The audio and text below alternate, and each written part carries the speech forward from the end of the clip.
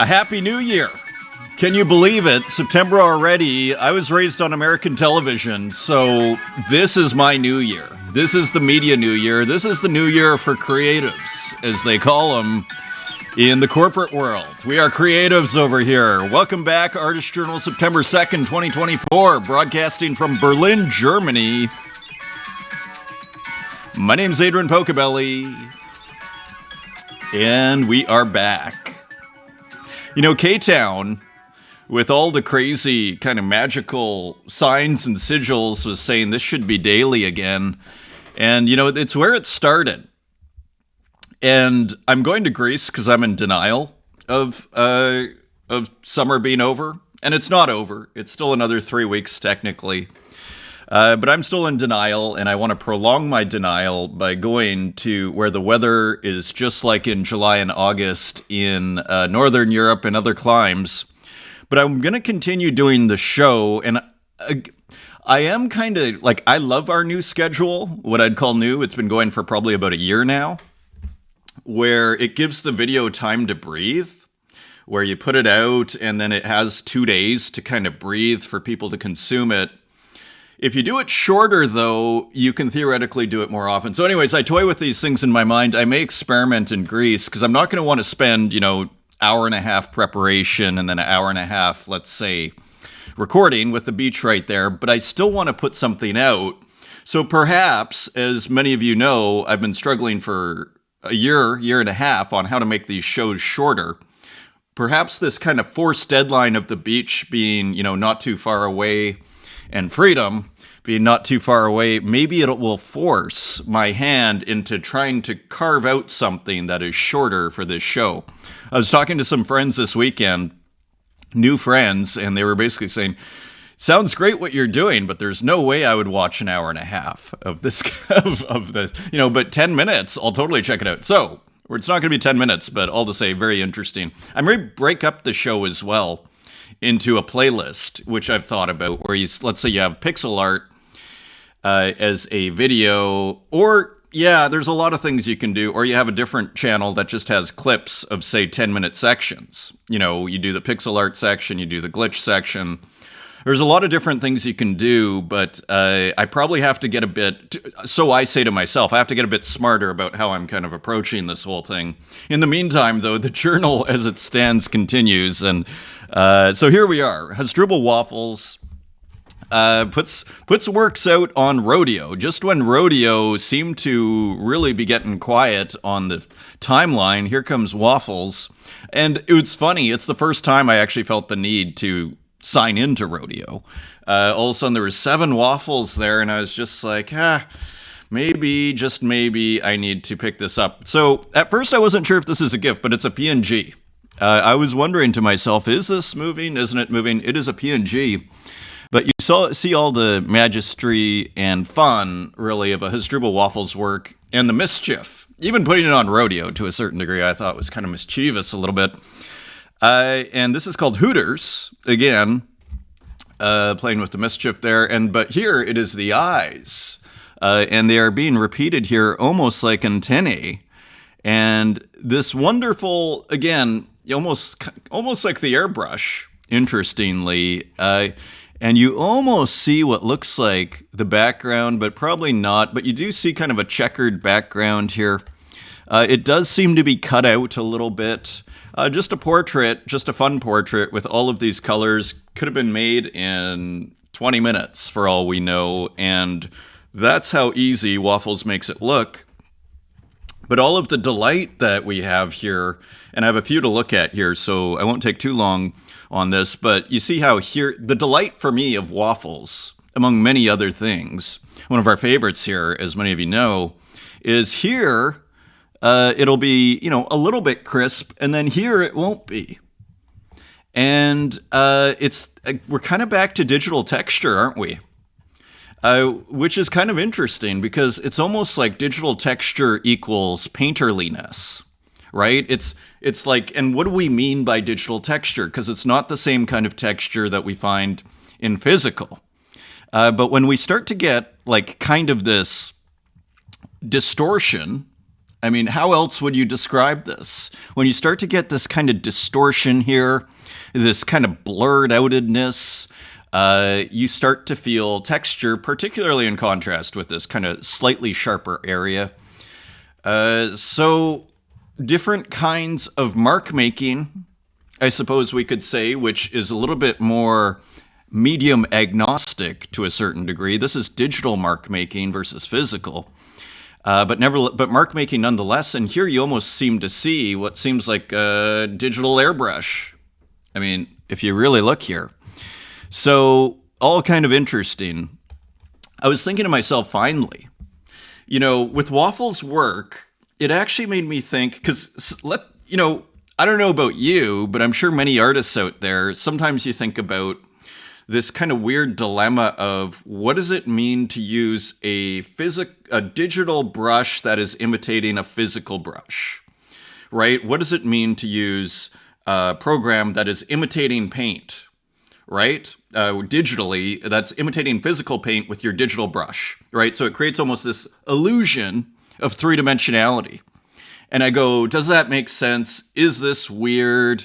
Does this kind of conceptually, how does that work out conceptually in my artwork? What does it mean to me to do that? I've incorporated physical into my work, but I haven't, personally, I haven't used a ton. I have used brush, I think. I'm pretty sure I've used brush kind of work, but not necessarily physical. But what I love about Waffle's work, and what Hasdrubal Waffle's work actually made me think about, is to not care at all, in a sense, this kind of whimsical kind of thing. Don't think too hard on this, Pocobelli. Just, if it's there, it's there. If it's a digital thing imitating a physical, who cares? It can make some beautiful marks, as we're going to see here. So, just kind of opening thoughts here. So this is on Rodeo. Hooters, 81. It was basically free. I didn't think I had any ETH left on base, and then I managed to pick up all 7 of these. So they're very cheap. Very interesting. It's available for another 6 hours. And I think that short time period also was what caused the FOMO for me. Pretty awesome. So here it is. On Rodeo, Hasdrubal Waffle's account. So just starting here, and here's another one. Again, no maximize here, so I bring it up in a separate. This is called Pogo, 45 minted here, and here we see it fitting nicely to the screen here. And not exactly sure what the reference is here, but we seem to see different softwares here. Look at the bricks, these beautifully colored bricks. Maybe it's using some of the, here it looks like a brush that has been made. Here it's probably bricks from a program. And then contrasting with this kind of freestyle drawing. Again, process here, another kind of insight. This is why I enjoy Waffle's work so much, and maybe why a lot of you do too. It's because it's not like this is the most realistic drawing of what maybe is a dinosaur, and I don't even know if it matters. Because what matters here, what's interesting, and I would argue why it works, is actually the process and the thinking of contrast, the dynamics, the system of this work. The relationships, the spray paint underneath with the moving line on top. So all of a sudden, that takes precedence on why this works, say the static in the background with even a little bit of flashing here. I don't know if you can see that. You see over there? All of a sudden, that takes precedence over, how beautifully drawn was this dinosaur? All of a sudden, it's the relationships, it's the contrasts, it's the system. The system of, imagery, icons, process, things working together, the dynamics of the image. We're almost back to dunamis. And this is why we almost have all these kind of slightly different styles, but they all are somewhat unified, right? There's probably using a different software here than the other, but still recognizable if you know waffles work, you could still say, if you had to guess, probably a waffles, right? So also interesting. This is a beautiful one too, and let's see if we can zoom in a bit. So just a cycling gradient. Again, almost, as an artist, almost annoying at how easily Waffles is putting this work together. Like all of a sudden 7 works come out. I get the impression Waffles had like a couple hours to spare on the weekend and put out 7 works. And all of a sudden, and then people like me are like, I must have these 7 works on a platform, that I haven't even connected to before and didn't want to, because I was like, oh, this is too cheap, but okay, let's not be ideological about this. Here is what I was talking about. Now, kind of an edgy work. We'll pretend not to know what's going on here. Miss you. Brilliant also, though, I would say in composition, though. Just this kind of mirroring of this person who seems to be alive with the person underground in the gravesite. This is quite a novel composition. This is what I was talking about, though. This is what kind of inspired like me on this and all these wonderful textures, and even the ground. The lack, again, almost annoying at how easy Waffles makes this look. But this part here, this kind of top area, is where I kind of had the sense that, you can't care if it's like, you shouldn't worry about that, because look at how beautiful these textures are.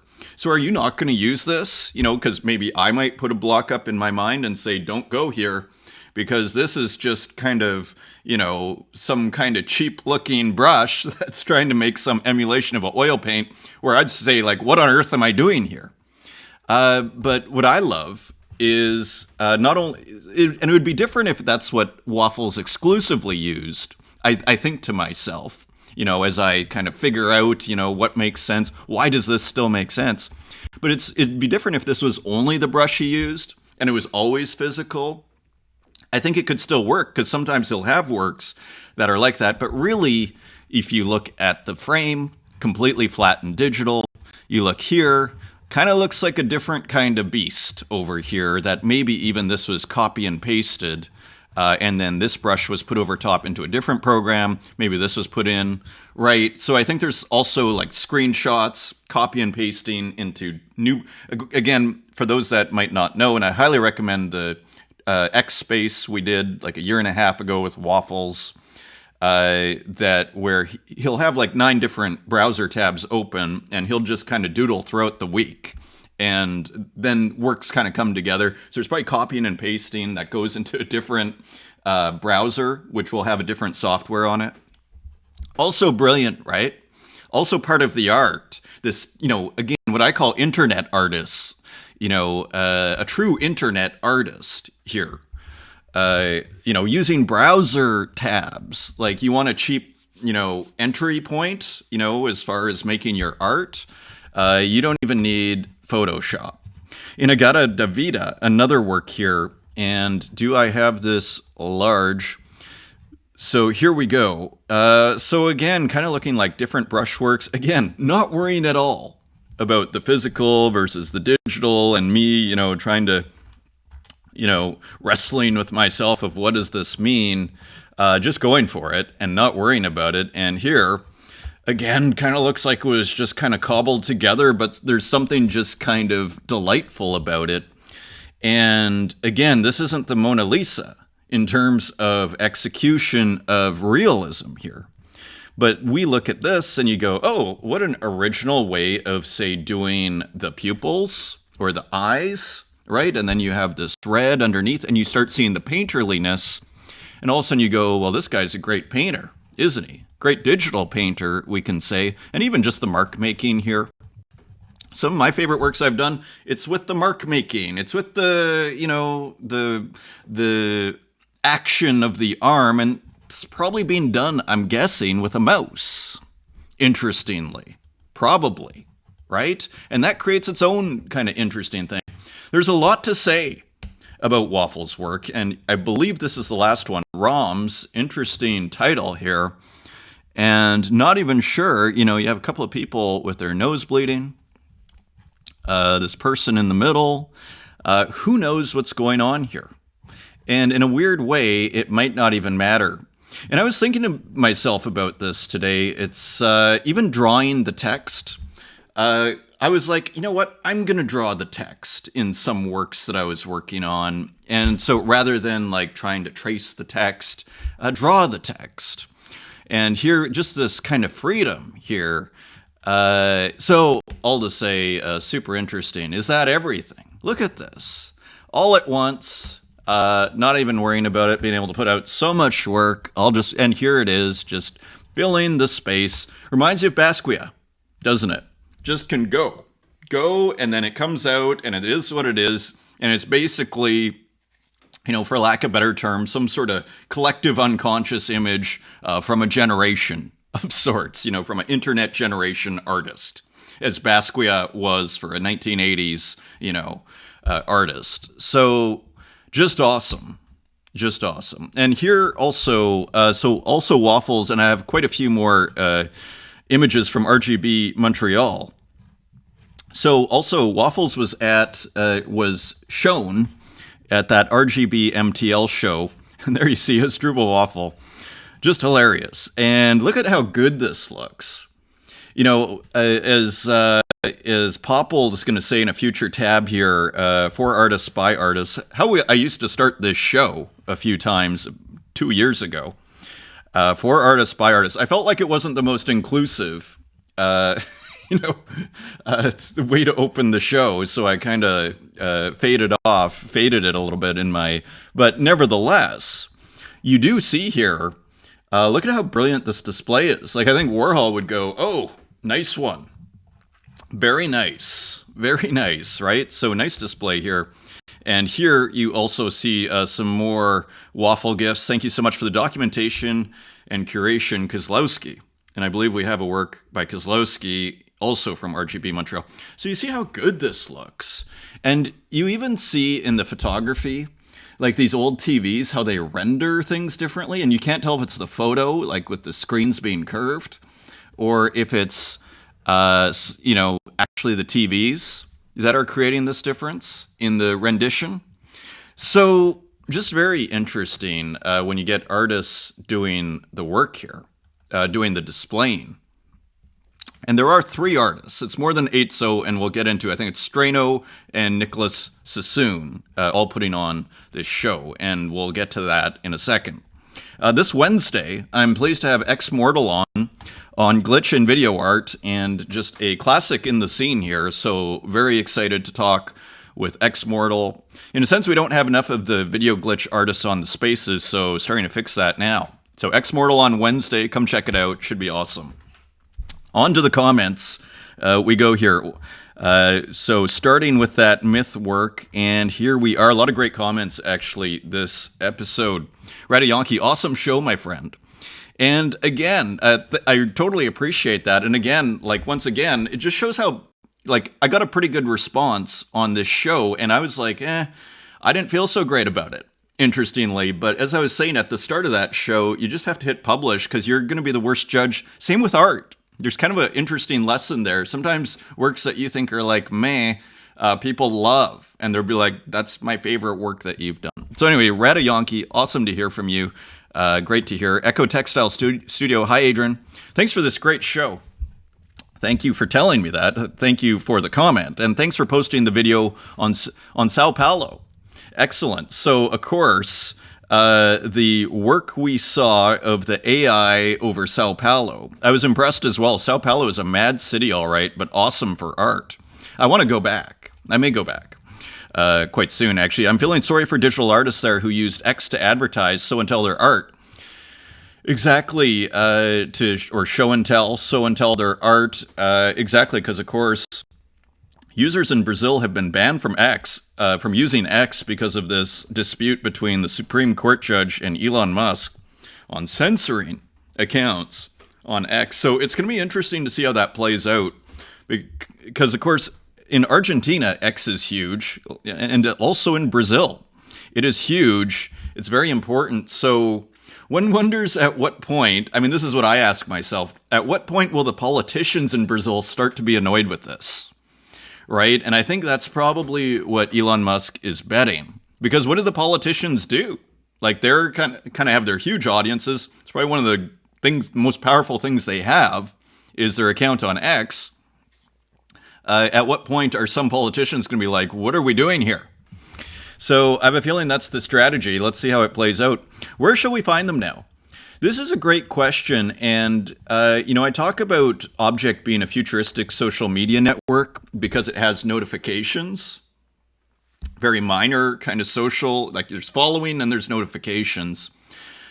Once again, Object is kind of here to take the spoils of everybody else screwing up to a certain degree. And also an Object, once again, it's like, well, at least I have my notifications on Object. I just kind of cleaned up my super rare, so now I can go to the feed and, I did that this weekend. Because now it's more important because all of a sudden it's like exactly to your point. There's Instagram, and there's not everybody's set up on Instagram. I don't necessarily follow all the Brazilian artists that I follow on X on Instagram, for example. So where should we find them? In fact, I only learned about closing of X in Brazil through a Brazilian artist post on Instagram. I guess this closure of X in Brazil sets an incredible precedent. Yeah, I say let's see how long it lasts. There's either going to be a deal, there's probably going to be some sort of compromise or negotiation. I don't see it being permanent because I think the political class at a certain point is going to be really annoyed. But who knows? I mean, that's just what I suspect. Den Holmes, awesome to hear from you. Great stuff. Awesome. Heidi Thing, nailed it, Poco, as ever. First thing I tend to do with an NFT article is I see is Apple F Tezos. So find Control F Tezos, look for it. They're always found wanting. And it speaks volumes, doesn't it? That here we are in 2024 going on 2025 and the mainstream art media still, basically has, for all intents and purposes, if they can't even distinguish between PFPs and, say, the Ethereum art market, think of how, far away what we're doing is here. Kind of interesting, isn't it? Kind of very interesting in a certain sort of way. I'm glad because in a sense, if Art News was covering the same things that we're covering over here in this journal, then it's like I'd probably have to find something else to talk about, right? Tim Rinaldi, awesome show, Adrian, and thanks for mentioning that piece. Made a proper YouTube account to comment. Awesome. I love, thank you everybody so far for the amazing comments. It's quite a positive crowd here. Crypto K-Town, Crypto King, 2 episodes in 3 days. Yeah, buddy, there's enough art to have a daily show, and in fact, there is. It actually makes it easier to do the show, in theory, because all of a sudden there's less to compile, and it's a shorter show. It's a quicker upload, because my upload speeds are terrible out here in Berlin. So there's a lot of, reason to do this, but it is a different kind of commitment when you do it every day. But there is a rationale, and I am considering it. Also, great timing for West Coast Canada release around 6 a.m. It also would go out faster. Goes great with the morning coffee. Doobie Ritual. Stay relentless, Anthony Pompliano. Hilarious. Yeah, this was the original, I'm sure most of you know this, but I believe Jeff Bezos, this was the original name of Amazon, was Relentless. Stay relentless here, Anthony Pompliano. Interesting. Thank you for the comment, K-Town, and the ongoing support. Geo9800, Gucci cap, Adrian. You got to know your Gucci by now. Hilarious. So that is not Louis Vuitton in the Myths cap here. This is Gucci. Of course it's Gucci, I say to myself. Of course. Handful o' Flight, what's the intro sound from? That is Tradscape. That is a NFT I bought from Tradscape. So he is the artist here. It should be in the music by Tradscape here. You know what I might do, though? I'm going to put a link to Tradscape here in this kind of default text to his object. But if you put a search on Tradscape in object, you'll find this track. It's called Midnight Sunburn, I think is the name of the track. as well as the outro song is also by Tradscape. So he is the brilliant artist. And isn't it wonderful that we can get music from this scene to open the show, and pretty original music too. Here is so thank you for the question and the comment. Hen Collector. Awesome to hear from Hen Collector as ever. A very thoughtful, one of the big collectors, wrote this great essay, I want to say like a year and a half, 2 years ago, on what's going on in Object. And we've gotten a couple of comments from Hen Collector. It's always awesome to hear from them. Hi, Adrian, back again. In reference to all the talk about Zora, Rodeo, etc., maybe I'm just a simpleton, but I really don't have the time to manage all the constantly changing dynamics, platforms, politics, and whatever else. You know, and this is an excellent point, like serious in a sense. That's kind of like, this is exactly it. What I was going to say, and, you know, in a sense, no offense to anybody. But, you know, with all these waitlists and whatever in the crypto world, all that tells me is this is for people who have too much time on their hands. I'm going to go follow this waitlist that I had to find in this Discord, and I'm going to take all day on X so I can get the airdrop. I say this with no judgment. Okay, but I would say, and don't take it the wrong, but it's like serious people do not have time they have too many things they need to do. People like Hen Collector, at least, shall we say. I just want to keep it simple and collect. I think many other serious collectors, as Hen puts it, Hen Collector, might feel the same. I totally relate and agree. As far as the whole crypto airdrop thing, like I've stopped caring. I'm like, keep your $10,000, keep your I don't care anymore. It's not worth my time. I think I made that move at the exchange.art and I had decided, I was like, I'm not going to try and manipulate this. I've been a community member of exchange.art. Let's see what they do. And I think I got $4, if that. You know, and I had collected for over a year. I had posted works. I had sold works. Right. So I had done everything that a community person does. And then but we're going to give the person with too much time on their hands, who's farming all day and doing all this manipulation, we're going to give them all the money. Give me a break. So time is worth more than money, I've decided. And that is how I live my life. That is why I'm speaking to you right now, because of that philosophy. Let's continue. To me, platforms on Tezos have always kept it super simple and unpolluted from different schemes and wait lists and manipulations. Amen.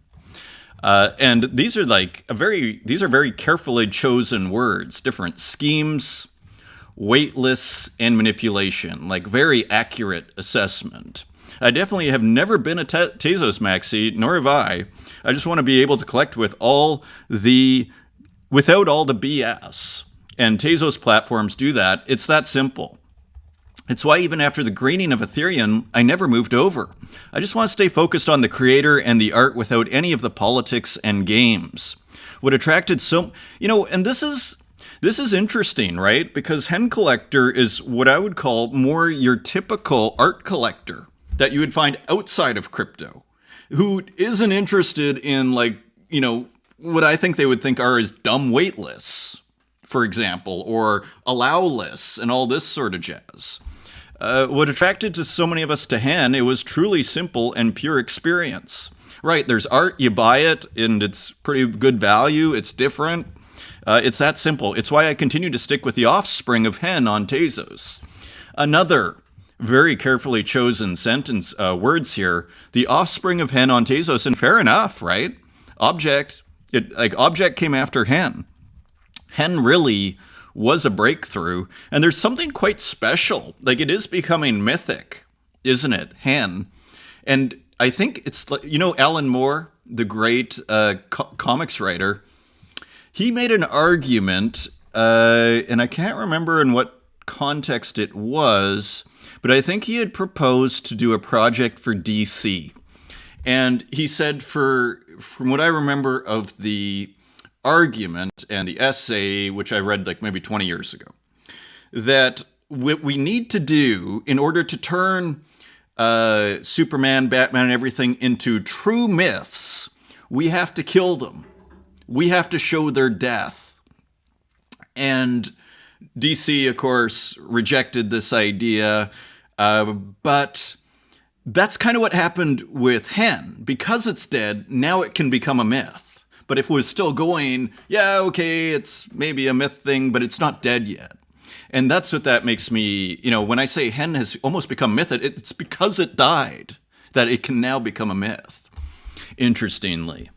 A minute free of navigating the complicating menagerie and mess is a minute more I can focus solely on evaluating pieces and artists, which to me is the whole point. And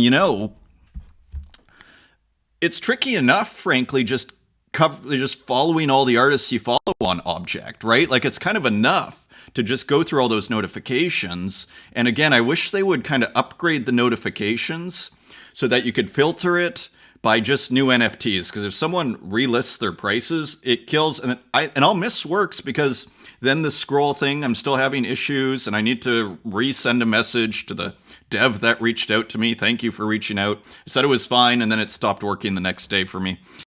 Anyway, yeah, so I'm all with you. If we want to attract serious collectors, as Hen Collector puts it, you gotta, offer a serious experience, and you gotta not waste people's time. That should be kind of front and center. And then if that's the mentality, which Tezos has done, they don't get in the way. Half the battle, I would argue, in life is kind of not screwing up royally, right? Let's say. Hen Collector as well. The nature of digital art itself clearly makes it very difficult to create a feeling of texture.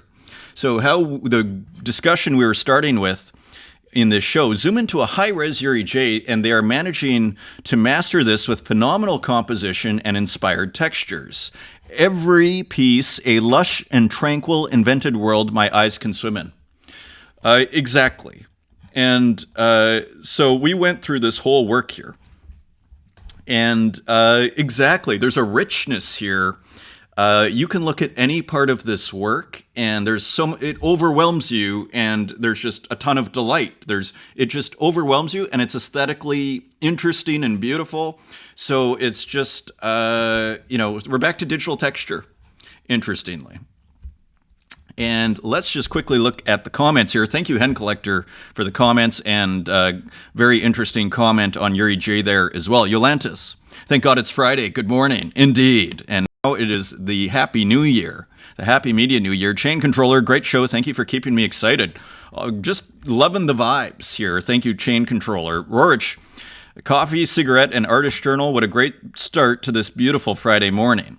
So you got to love the vibes here. Everyone, and again, when I posted this, I wasn't sure about it, as ever. Kel's another banger, Adrian, loving the possibility of new treasures grabbed off the bookshelf, but really missing your little birdhouse. Yeah, and so that was just a great card from my mom. Actually, it may have been a Christmas card or a birthday card. I've learned from my brother and other family members, don't leave the cards up forever. Anyways, shout out to Mom on that one. Awesome cards on that one. Jan Lucas Magone, what a good way to start. Yeah, so awesome to hear from you, Jan. And actually, we have a work in progress from Jan. Already 33 minutes in. Low Trips art news segment was on point. Yeah, that was shocking, wasn't it? It's almost like, NFT evening. I was thinking to myself, you could have called that NFT sunset. Like, it's all over for NFT. The NFT scene. And again, an anonymous website, NFT evening, whatever that is, anonymous, and then their art news writes a whole article on this anonymous article, basically. It's like I put something up and write a bunch, and did they have their sourcing? I'm curious. Right, and probably some sort of on-chain data. I don't know, but anyways, I'm glad that resonated with you, Low Trips. Chrome Void, clip art. So I was wondering, what is the definition of clip art? Clip art is similar to stock photos, just visual material created to use freely in other contexts. That sounds totally right. That link is kind of like finding an old record full of samples and drum hits that are explicitly royalty-free to make new music with. So of course, from last episode, you saw we had some clip art. So it's similar to stock photos, just visual material created to use freely in other contexts. So kind of royalty-free visual material. Interesting. Thank you for the explanation, Chrome Void. Sip and Pixel, the myth based. Yes, indeed, and there is the myth. The mythic myth is a comment. It's awesome to hear from the myth on this show, and I think I can mention it. The myth is going to be on September 18th. We're going to have a space with the myth. Santiago is going to do the translating if everything goes according to plan, but it is confirmed. So I'm announcing it here. So that is super exciting. And continuing on, Olivera Durdovic, great show, Adrian. I'm slowly but surely falling in love with pixel art. Thank you for the feature. You're welcome, and congratulations. I think it's going to happen to us all. Fernando Fragoso, great to hear from you. And Nuv, awesome to hear from you as ever. And of course, we have a couple more by Nuv this episode. Also, I'm glad I brought this up. So here we go. More stunning works from RGB Montreal. And Danielle King, importantly, must be noted that the gorgeousness that was RGB Montreal was 100% due to the incredible hard work of these artists, Strano, Nicholas Sassoon, and Tezos Labs. So thank you for noting that, Danielle. And big shout out to Danielle, just checking out the community here, which is growing nicely at 508 as we continue to grow here. Skull takes Data Navigator by making T. So pretty cool, kind of pesky ASCII animation, but not just using it. Cool kind of separation with the background being a different kind of technique. Interesting contrast there, Skull takes. Very cool. Prim, my Indian take on the Joker. Hope you like it. Please share your thoughts. Tantric Joker. It looks like a jester figure. Interestingly, beautifully drawn. The line work is gorgeous. That is my take on it. Interesting way of presenting it. You know what it kind of reminds me of is those fashion design sketches that you see. But more rendered, shall we say. Pritam Nelapudi, thank you for posting. Luke 500, centralized social platform with almost 300 Brazilian artists in it. So this is on Warpcast and many more. I highly recommend to follow Marcelo Nada on Warpcast. So there are a ton of people. And also this is on the Hug, Brazilian Artists Collective. So as the lights go out in Brazil on Twitter, we're finding different alternatives here, whether it's Warpcast or Hug.xyz or you name it. Skull takes amazing. You know, I think Hug XYZ, isn't that Mark Zuckerberg's sister, if I'm not mistaken, who put that together? I mean, that should be a social, like, someone's going to do it. So let's see what happens here. Skull takes amazing. Definitely collected this one, and now I have to go find a copy of that PS1 game. This is Agnes Evergrace. So interesting. Kind of looks like CGI, and I'm going to go through it kind of quickly. So, and of course, those Discmans, which were very painful to use, because if you walked with them, they would always skip and everything. Portable, but not super portable. Anyway, cool work there. Thank you for posting. Wavy Peso. So a work in progress here, and so cool. I guess there was F1 this weekend or something. I saw a bunch of posts on it. I didn't realize F1 was so popular. Cool work there. Louis with another work here, and again using 3D. Very cool. Talking about Japan's youth loneliness crisis. So sad to hear that. There's a lot of loneliness out there. Not quite sure what the solution is, other than going out. If you do feel lonely, it's good to go out. Art shows are a good way to do it. Zizo, hi dear King Tree Bear. This is my digital art for this amazing contest. So this is something else. So just posting some work. Interesting trees, kind of look futuristic here. Very cool work, 69 Ghosts. And I think we're going to look at this later this episode. So we will look at this again. And E-Boy is talking me back. Berlin poster they did a while ago is maybe taking me back. So again, a cool physical of pixel art. You get the sense with what we're seeing with E-Boy, and then I think it was Louis Vuitton, and then here you get the sense that pixel art is going to break through, is breaking through the mainstream. Like the Louis Vuitton one that Kiro sent me, that link that Kiro sent, that was a real, and it's going to happen. I think what happened to me personally, like I think to me, it's like It's hard to accept. It's hard to accept. It's like, this is too childlike. This is like a video game. It's like, but I love it. And that's why it's going to work. Filippo Francocci, great to hear from you, and a very interestingly textured work here. Filippo Francocci, of course, working with a lot of physical, I think sometimes combining it with digital. And also, thank you for posting. Luke 500, art news not differentiating between digital art and collectibles, plus not filtering their sources. Exactly. Plus kept ignoring my PRs about OG pioneer artists inscribing historical computer art on Bitcoin for forever data preservation. Yes, so in a sense, it's a good, and here it is. A report published earlier this month said the market for NFTs has been in such a dramatic downturn since 2023 that 95% of them are considered dead.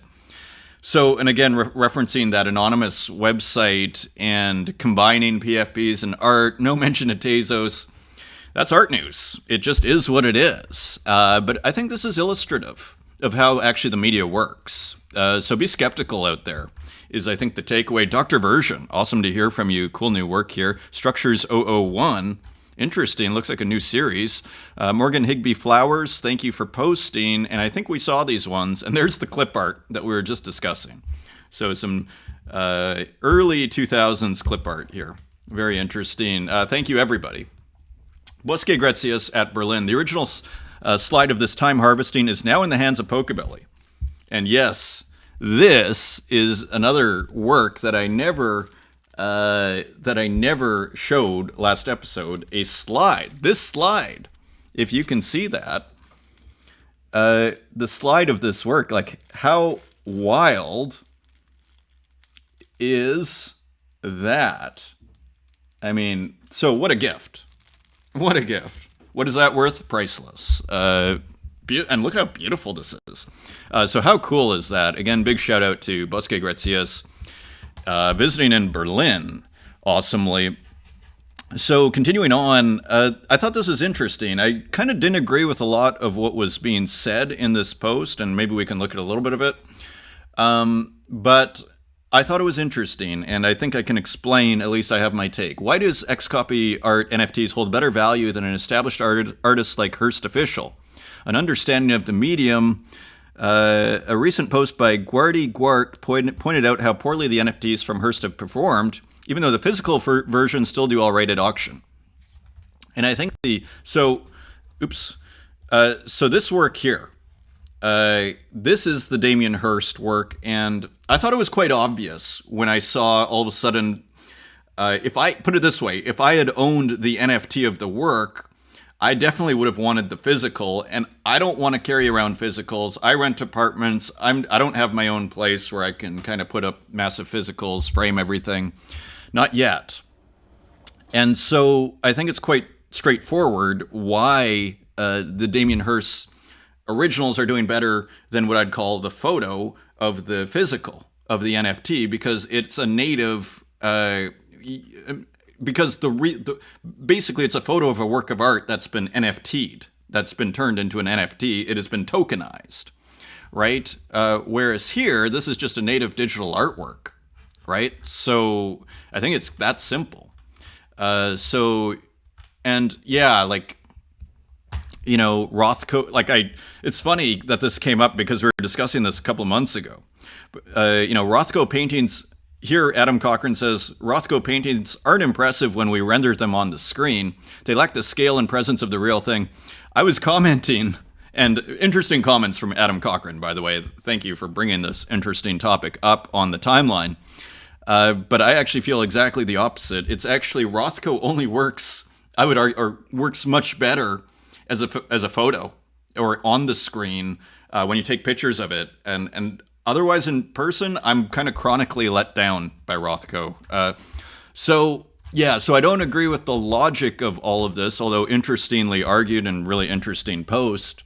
But I think it's as simple as this is a photo of an art piece, and that's what's being tokenized, and that's okay. You can do that, but don't expect it to be worth as much as what I'd call the original. Right? Whereas with Xcopy here, that's the work, right? The JPEG is the tokenized version. That's the quote-unquote original, or, the first derivative, so to speak. Lily Illo. My deep gratitude to Michele Colonna and Colonna Contemporary for hosting this show in September. Your unwavering support has always been felt, and I'm honored to get to bring this body of work to your gallery. So Lily has been putting together these incredible physicals, right? Putting this AI artwork on wood. And I thought I had another, maybe it's here, another example of this. Because this is pretty, like, you see how beautiful this looks. And by we're back to texture and the importance of texture. By printing this out on wood, amazingly, inkjet on wood is, I think, it gives you the texture. So it's a brilliant solution. And in contrast to what we're seeing with Hearst, this isn't just a photo of a digital, like this, let's say this starts with a digital artwork, the AI artwork, but then because it is put on a medium and it's thought out, then we go, in what I call this a separate artwork. This is a different iteration of this kind of what we might call the original, the AI artwork, but this is a different iteration. And because it's so thought out, the way you choose to physically produce a digital artwork is, makes it the art that it is. It is part of the poetry. Like so if Lily had just put this out on a regular piece of paper that you're going to find on your printer, it wouldn't be as impressive, is it? So the way you make that artwork is part of the art, and as a consequence, it becomes a new art object, which is interesting, right? Because sometimes, but with, say, and you could actually argue the same thing back to Hearst. Hearst is going the opposite direction. He's making a physical first with the dots, and then he's going, hey, I'm going to take a photo of this, and then I'm going to tokenize it, and that's fair enough. It's a different artwork, and we're even seeing the market, diverge, right? Because now the market's going, I prefer the physical of the Hearst, probably because it's rendered more nicely than a photo of a physical, which isn't as satisfying, at least for, I think, the general, there's going to be exceptions to how people feel about that. But generally speaking, it's just not as satisfying as what you're tempted to call the real thing. And so you could call it a different iteration, but is it as thoughtful as, say, what Liliillo is doing here? So all to say, I think you can make different iterations, but a photo of a physical without any additional kind of digital manipulation, for example, it's not as exciting, I would argue, right? But nothing against, because a lot of people do put their physicals as digitals, and there's nothing wrong with that, So this is interesting too. A final thing I want to note on this, as the show just like balloons out here. Final thing I want to note on this is this punning, this visual punning that's going on here. We have what looks like almost like a wood masonite background, but this is going to be put on top of wood. And this is actually quite brilliant. I don't know if it was by accident or if Lily put that in later. If that was put in later, it would be absolutely brilliant, because what that's going to do is it's going to confuse the eye, and all of a sudden you're not going to know, as a viewer, I'm betting, sometimes of what's the wood, what's the digital. So this becomes quite a brilliant solution, I would argue, of putting this kind of almost wood-looking background, even making it brown. So very interesting solution here for AI. I feel like we're treading new ground here. I'm not seeing a ton of AI artists do what Lily just did there. I've never seen it done on wood. In a weird way, it kind of works better than what we saw with the manipulated textures. It's say art matter, where we put the texture and then the inkjet on top, and then to emulate painting, this feels more elegant to a certain degree, and so to speak. But all of these experiments are important. Otherwise, we don't learn anything. So nothing against art matter, and I'd love to have my work done with art matter there. Kenji Zop. For those who don't know, I live in Brazil, and Twitter will be banned here. It was a pleasure to be here with you. I will be active on Instagram and appreciate to keep connected with you. It would be pretty devastating, wouldn't it? I mean, I think of just how much value and investment we've all put into Twitter, and all of a sudden to be cut off. I mean, a serious amount of artists are being cut off here. So hopefully this is temporary, is my sense of it. Object, we're highlighting today a few works by Brazilian artists along with other ways to contact them, follow them outside of X. So this is really cool. And again, I think Object, if they had, Object, once again, by not screwing up, all of a sudden it's like, hey, at least I can go to Object and check my notifications. Ed Marola, Twitter Armageddon starting soon. Of course, Ed out of Brazil. Neutral Arts Collective celebration. So this happened last week, and we have some footage here. Of course, Neutro brought me out to Buenos Aires as part of the Aleph conference, and this was also part of the Aleph massive, global crypto conference in Buenos Aires. A great night during the Neutral Arts exhibition, mine included.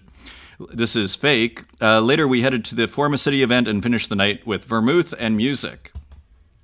And here, you kind of see, I believe it was a sold-out event.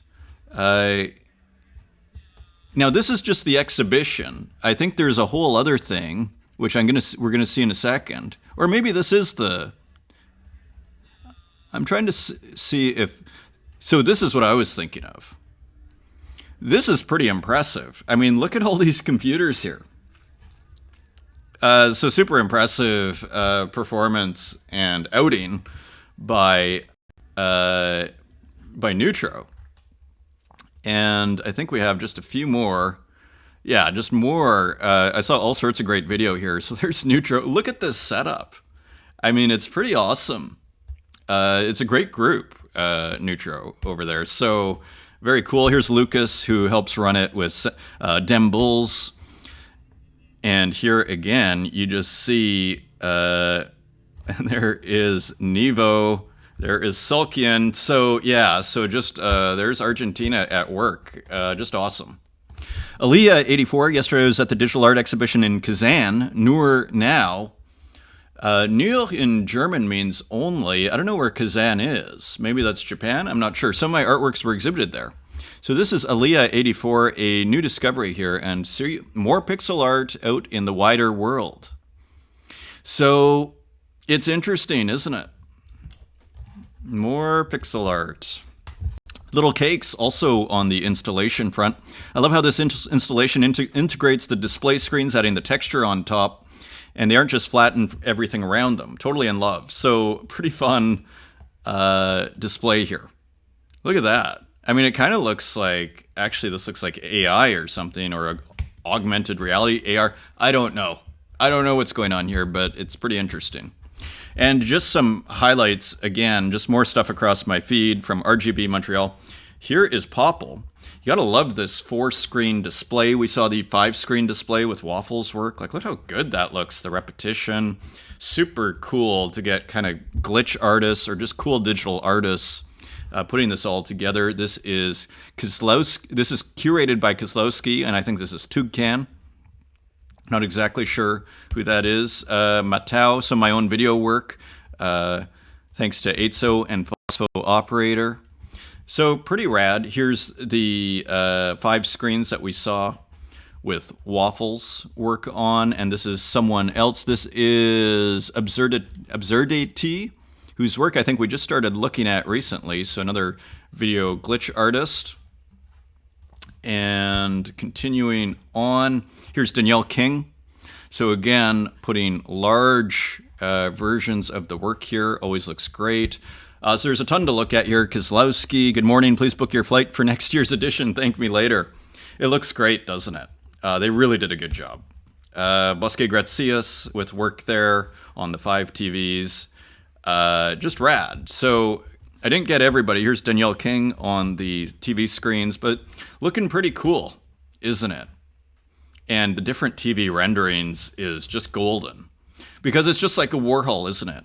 You know, the different renderings, the repetition, but they're all different. And it's just like a Warhol screen print of like 5 Elvises, but every rendition is different. Incredibly interesting. the curation there is Art Kizlowski. Kizkilowski. So here, some work by Kizkilowski on the screens. And finally, this was sent to me, Saints app. So interesting. There's kind of a Patreon for Tezos, which is kind of an interesting thing. So creators have already earned 1,000 Tezos. So where people can subscribe to like a digital art subscription. What's funny about this for me personally is when I was in Toronto, like 2015, I had started a digital art subscription and where I just send people the JPEGs and I would try and make it like, oh, you can put it as wallpaper on your phone. Again, this is pre-NFT. Like that's kind of what we're at. And okay, maybe I can charge like $7.99 a month. So when I see this here 10 years later, pretty much, it does interest me. I mean, this whole idea, because what does that become? The beauty of a subscription is it's regular revenue. Right? So, very interesting. Saints app on Tezos, Kika Nikolela. This is pretty interesting with their, like, we know about the referrals, but I'm starting to wonder, maybe I should be posting this referral link when I buy stuff. This is so cool. I love the idea that a few pieces get sold every day because I shared them, and I get a few Tezos to keep collecting art. It is a perfect system. It looks very elegant, doesn't it?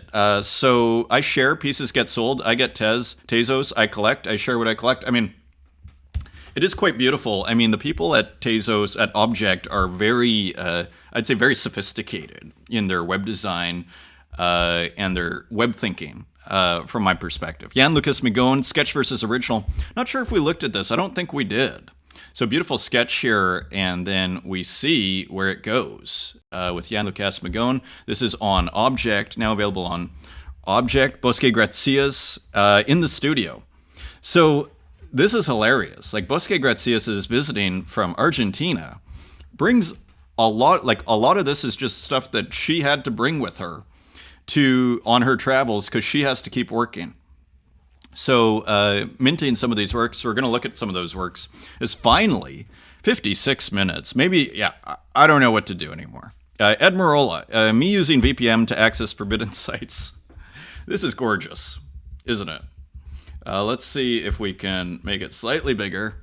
Here, let's do this. And then maybe we can do this. Exactly. So, pretty cool work here. Kind of a smaller work. Interesting use of the square brush here to contrast. And there is Ed Marola as Skeleton. Maybe using VPN, but shouldn't be. In the painting, fiction, of course. And there is the frame. Beautifully done with this kind of sampled brushwork. Beautiful colors, isn't it?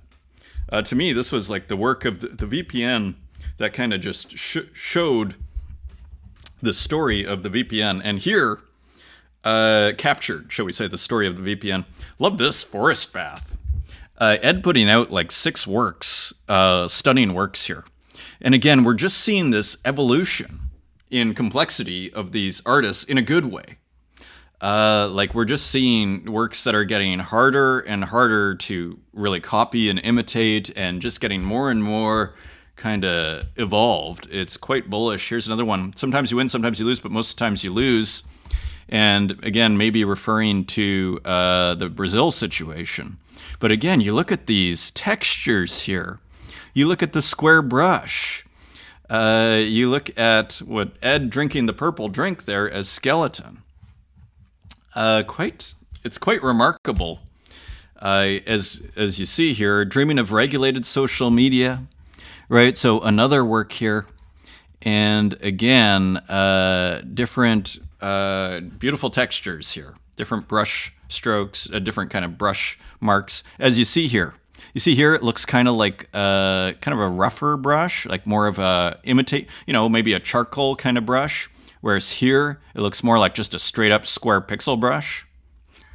Like these are refined works. These are true paintings, digital paintings. This is at auction for 55 Tezos, waiting for its first bid.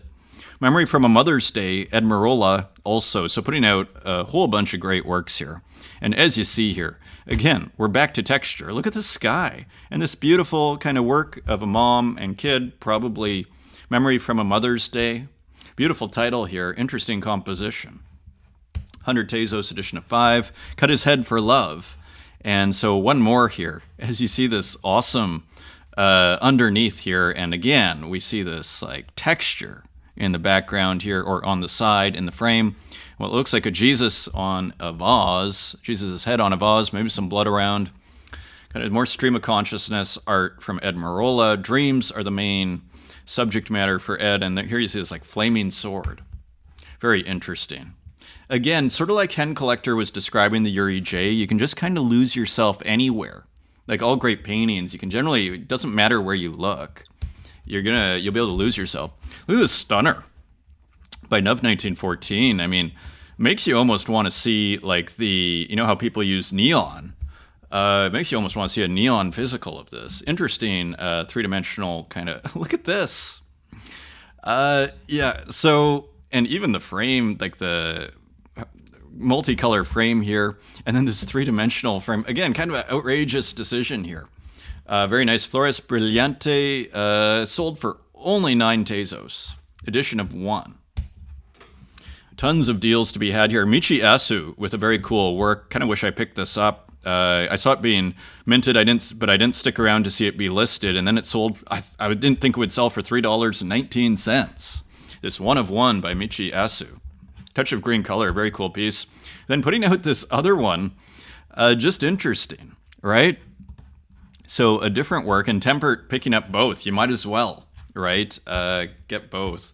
And this is 2002 Digital Wizard. So 2002 putting out a work. This is on Zora. Just an interesting piece here, kind of juxtaposition, different shapes, often digital, a few gradients, just interesting digital artwork, very original. And now, is this an older work? Let's just see. Details. So this is on Zora, and I think it's a new mint. Like, I think it's a couple of days ago, it looks like, from the comments. Again, it's kind of hard to tell. There, you know, you'd have to go through 111 to find out the mint date. Cool piece. Here is Wozo, as we pass the 1 hour mark. Yin Yang Kitties.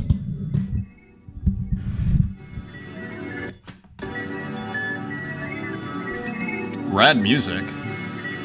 And so here are some Yin Yang Kitties by Zozo.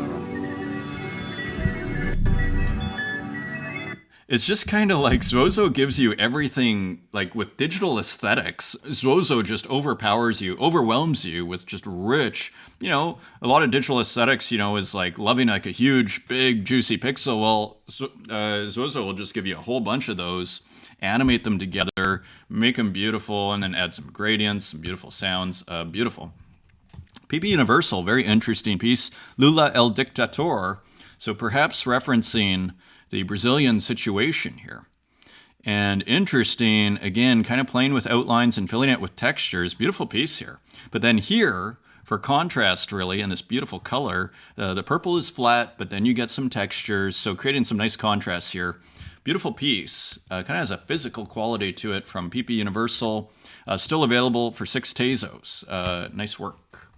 Judith by Walk, picked up by Mikey Wilson for a mere 10 Tezos. And getting another one of one from Walk, which seemed like just, Walk is, yeah, I still need to get like a Walk physical. I need some more one of one. I don't know if I have a one of one digital.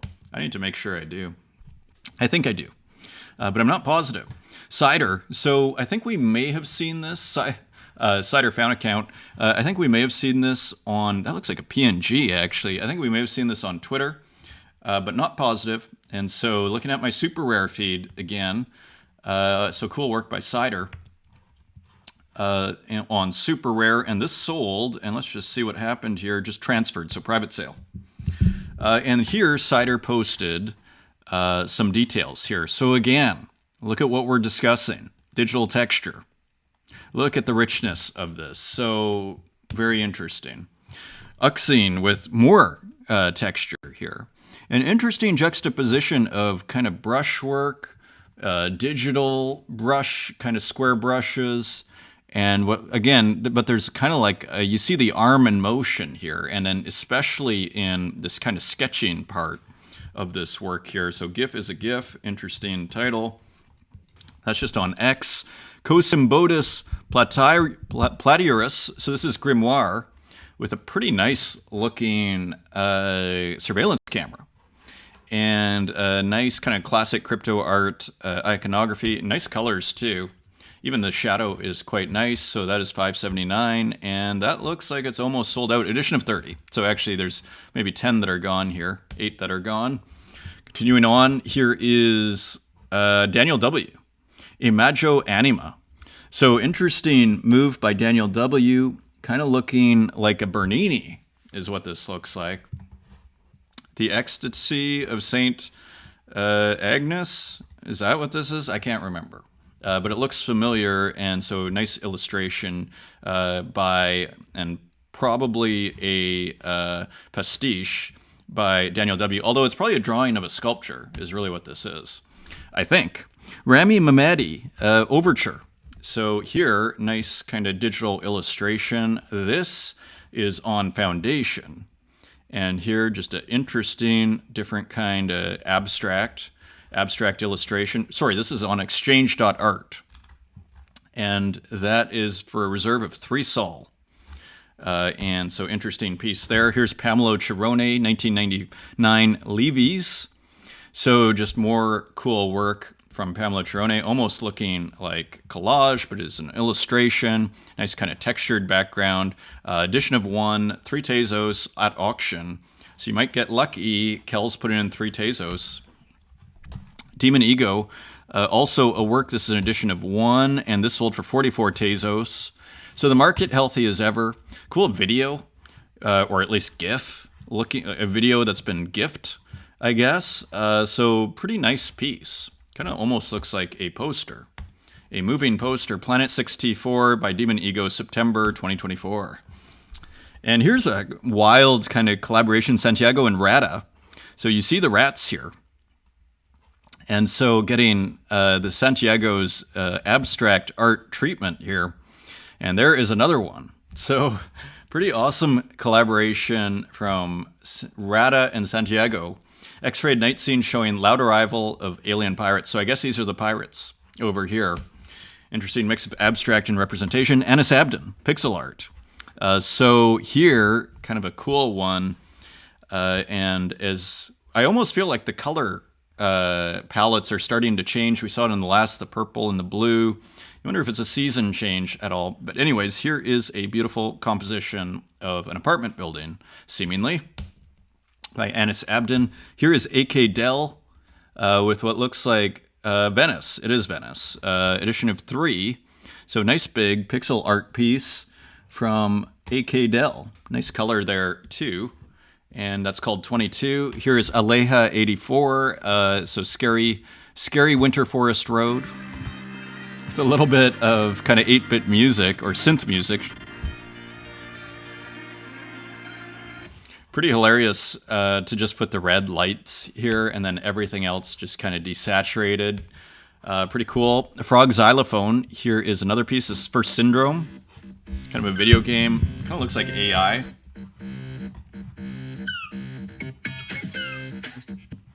So I have to scroll through it a little bit.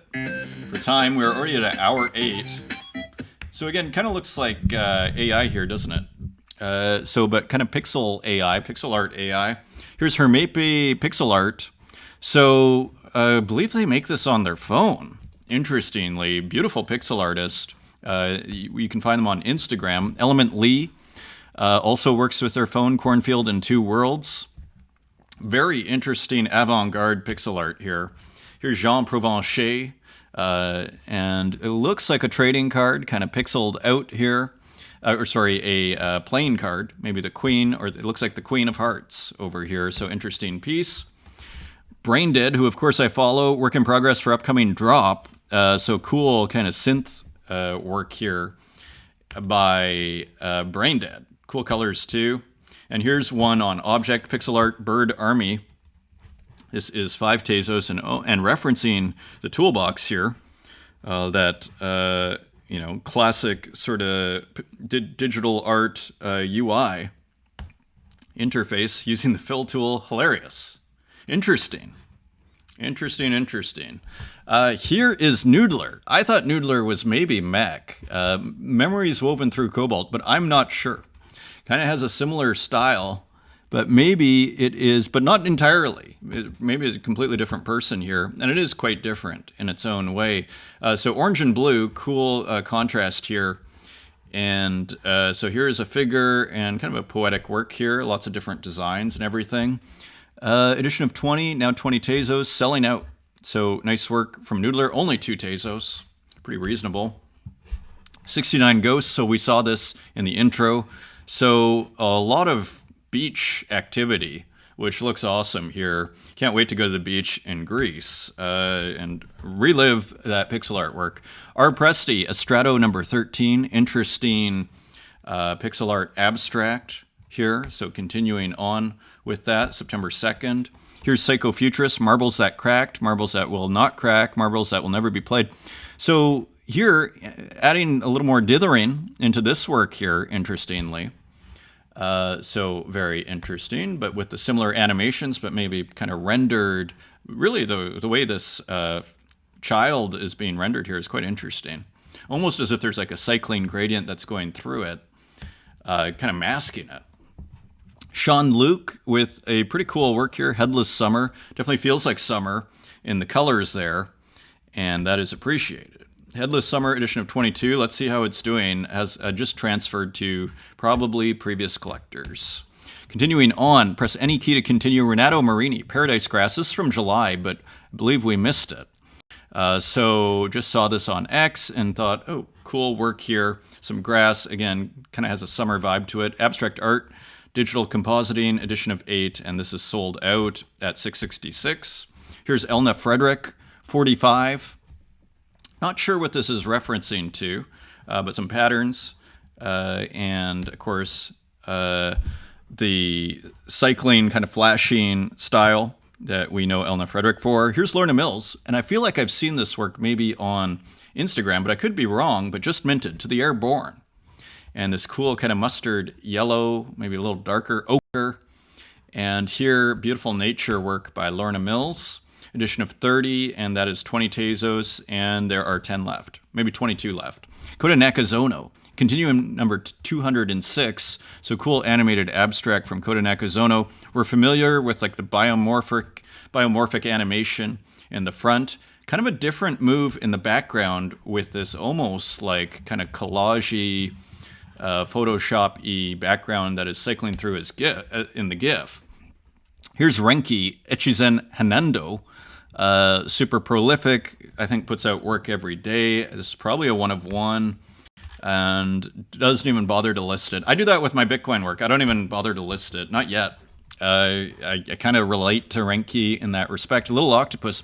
This is by Sabato and Tezos, so another collaboration here. We saw the animal from before, whose name I always forget, like the capybara, and here we have an octopus. So, and I believe this is based, octopus drawn on Textura Landscaper, circuit bent, my first Sony electronic sketchpad, and glitched by John Carborn on a Dream Weapon at Tezos Studio on the morning after RGB Montreal. So it's pretty cool. Shows how quickly art can be put together here, and then here's a different variation, right? And then just recording even putting the TV in there and even the videos. Interesting move, and then great color here. And just minting that. And then here is kind of more up close. So kind of a window on how some of these analog video glitch artists work, right? Oftentimes it's just like videotaping the screen, interestingly. Little Octopus Deluxe edition of 12, and this is at 88, selling for 25 Tezos. A lot being sold here. Pretty awesome. This is Bosque Gracias. We saw at the beginning of the show. This is the Traveler Journal. So on the road, fantasy chapters just has to create. So just awesome. So I got a couple of them here. There are 5 that have been released as part of this journal. The first 3 are gone, and you can get them for 12 Tezos. Here's another one, still available, 12 Tezos, one of one. So pretty cool artwork here. Fantasy chapters number 5. Here's Ex-Mortal, who's going to be on this week's Spaces. Kind of a different looking work from Ex-Mortal. We'll see if it loads up. It may not, as we hit the 1 hour 15 mark. So I don't know what I'm going to do to shorten the show. I'm not going to worry about it too much, but we will. So I'm going to have to leave it at this size, In Pieces by Ex-Mortal. Interesting piece. kind of a different angle on the analog video glitch. Here is Kiro, and let's see if we can make that one bigger. So playing with anime and video processing, or kind of anime source and video processing. Has done a few works in that spirit. This is on Foundation, but on base. So interesting. And here is Salawaki, the Art Chain Report, a series she's been putting out. And this goes for 2 minutes. So it's always hard to show Salawaki's work because it's a little long. So I have to, so again, you see Internet, Brazil, sadness. So this is on Object. I'm not sure if this is even going to load. It's always a struggle, the larger works. And there's Ed Marola getting a mention. So hilarious as ever. And the Trouts, of course, had to make an appearance. So this is open edition for 2 Tezos each, already 70 minted from Salawaki. So we will leave that there. Here's Marietta with a pretty cool chair, new GLB possible objects. So cool, looks like CGI of a chair. Interestingly, nice kind of gradient background there. This is going to be on Object. And here is Dr. Bill Kolomacek, if I'm pronouncing that right. Fuzz Tessellation number 1. So again, very early, made generative art in the 1970s. We did a great space with Dr. Bill a couple of weeks ago when I was in Argentina there. And yeah, just another, so interesting work here. This is on Object using FX hash. Here is No Hygiene as we move into AI here. So experimental AI from No Hygiene, as we will see, kind of going monochromatic for the most part here and looking like different AI figures kind of collaged together. Auction starting at 0.08 ETH. Here's another one. This is on Object, and this is an edition of 1 for 19 Tezos. Nice small work, animated. So bringing animations into the piece. This one is quite beautiful as well. This is going for 80 Tezos. And you see almost some nice kind of pixeling rendition. Not sold, selling for 80 Tezos. And I had to show this one. This outrageous work here by No Hygiene. Offending sensibilities here, and just another example of the very edgy work by No Hygiene. Here's RJ. This was quite brilliant. Portraiture, the system is the painting. That is almost what I think I should call this show. We're discussing the system. I think that's why I thought of that, because I had read that description in RJ's work. So quite a brilliant work here. I think it's AI. Not exactly sure. Maybe a combination. It doesn't say, but you see this person from the back, and it's kind of animated a little bit. And here in the computer, we see the figure in green on this small kind of retro AI computer. We have a few other works by RJ, The Knowing Room. And here, again, is there animation? Kind of hard to tell. Kind of almost looks that way, but not positive here. That's owned by Aw Heck and picked up for 15 Tezos. Another AI work, The Knowing Room. So the works are selling. So that's pretty cool. Pretty poetic works here. Kind of has a Hockney feel in their silence, so to speak. Just kind of still works with the technology. People in their computers. You know, the suit, big computer. Pretty interesting piece. Drew is a big RJ collector, if I remember right. Interesting floor. They look like AI artworks. It's not clear. The Studio One, and then a plant, a computer, and a frame. Pretty cool works by RJ, always experimenting. Here's Tukes, rad AI artwork here. I don't know if we looked at that one, but it is pretty impressive. Here's another one by Tukes, big, kind of epic landscape done with AI. And here into the physicals we go. Berlin, Brussels Art Project. This is P. Revel, if I am reading the name, or R. Reveal, if I'm reading the signature right. It doesn't say in the post, but interesting painting. People I know, actually, who moved to Brussels from Berlin. Isabella Di Sclafani. Interesting, cool portrait of a baseball player. I always loved that kind of subject matter for some reason. Atomized 2024. So this is by Michael Pybus. So interestingly painted work here of someone looking through books and then having these huge kind of almost referencing the printing of the Ben-Day dots of printing.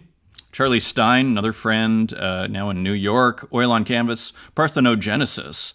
So getting pretty cool in this kind of robot latex kind of vibe. 36 by 72, not small. Mark Belden, yellow sofa, oil on linen, 36 by 41 centimeters. This one's quite small. Beautiful, beautiful work, though. You gotta love, I don't know if you can see it. So it's like an old sofa. You gotta love the texture of this. Gorgeously painted artwork. Not too big. Bondoso Bandito, Harry Pottery. This is funny. Vase 480 BC, off-white, trademark. So interesting piece here, as ever. And Ario Tojojo from It's Not Galleries, kind of a funny work with an alien giving the finger. Another airbrush work, seemingly. Moto Hero, this is part of a 6-meter painting. So just an awesome painter who I think is doing quite well, kind of where illustration meets painting a little bit with this work. And here you see one of their drawings, one of their amazing drawings. Human helicopter. Such an interesting artist. David Hale's been following for years. Just a really, look at that. You see the artist at work here. Amazing. You gotta love this. Beautiful. I really love this kind of unfinished aspect of it. There's a natural contrast there. And continuing on, PP Universal, again, with just a cool physical here. PP puts out a work a day, he was mentioning, sometimes more. I didn't realize that until I talked to him. And that, my friends, is your show. We'll see you on Wednesday. And there's don't forget the Twitter space, the X space with X Mortal on Wednesday at 9:30 New York time, 3:30 here in Berlin in Central European time. Thank you for joining me. Until next time, take care.